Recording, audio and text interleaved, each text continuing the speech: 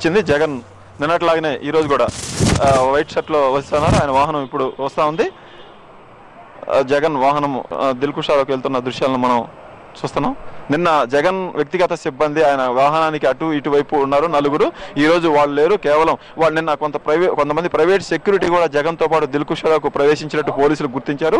ఈ రోజు వాళ్ళను కూడా అక్కడ దింపేసి కేవలం ఆయనకు పోలీసు శాఖ కేటాయించిన సెక్యూరిటీ గార్డులను మాత్రమే ఈ రోజు అనుమతించారు. నిన్న కొంతమంది ప్రైవేట్ సెక్యూరిటీ గార్డులు దిల్కుషాకు వెళ్ళడం, ఈ విషయాన్ని సాయంత్రం వరకు కూడా సిబిఐ కానీ ఇటు పోలీసులు కానీ పసిగట్టలేకపోయారు.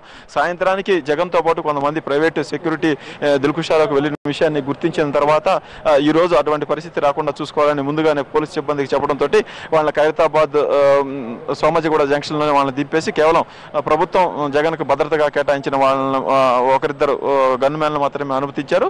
ఈ రోజు జగన్తో పాటు వాళ్ళ పార్టీ నాయకులు ఎవరు వచ్చారనేది మనకి ఇప్పుడు తెలుస్తుంది.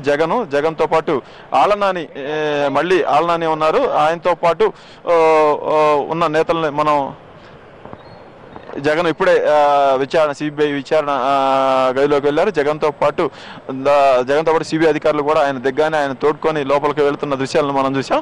ఇక మరి కొద్ది నిమిషాల్లోనే జగన్ రెండో రోజు విచారణ ప్రారంభమవుతుంది. ఈ విచారణలో జగన్ ఈ రోజు ఏం చెబుతారు,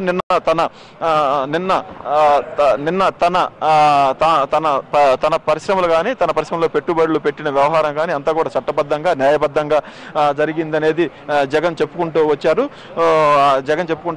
ఈ నేపథ్యంలో ఈ రోజు జగన్ ఏం చెప్తారు, జగన్ తన మీద వచ్చిన ఆరోపణలు కానీ సిబిఐ ఛార్జ్షీట్ లో నమోదు చేసిన అంశాలను కానీ అంగీకరిస్తారా లేకపోతే కట్ చేస్తారనే చెప్పాలి.